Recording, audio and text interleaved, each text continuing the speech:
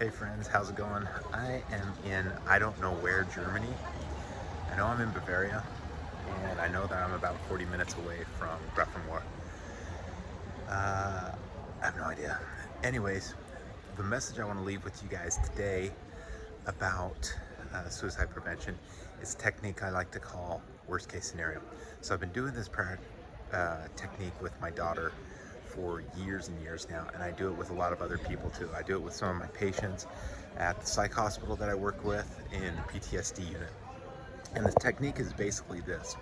This worst case scenario technique is basically this. What it is you think of what is the worst case scenario, and then you take it like 3 or 4 degrees lower than that. So you make it the very worst case scenario. You figure out the bottom of your own personal hell with a situation that you're stressed out about, and then you take that even lower. Now, some people would say think positive, and that's a great idea, but I find out that sometimes thinking positive works, sometimes thinking positive does not work.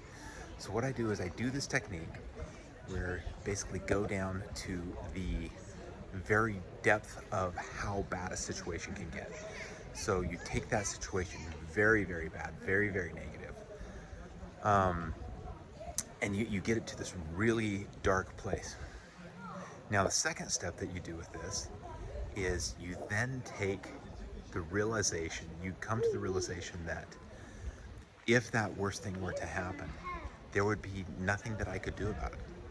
And then you come to terms with that emotionally, that that's something that if it happens, it's going to happen.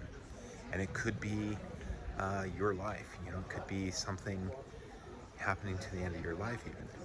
But when you come to terms with it, the second step, I guess maybe it's the third step, is you start to realize that that worst case scenario is probably not going to happen.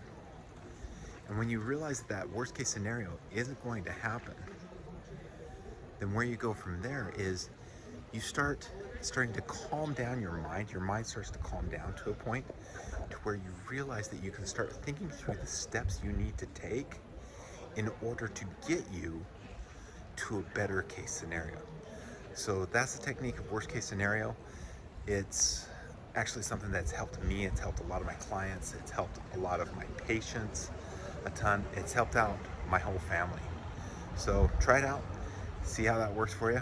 Love you. Bye.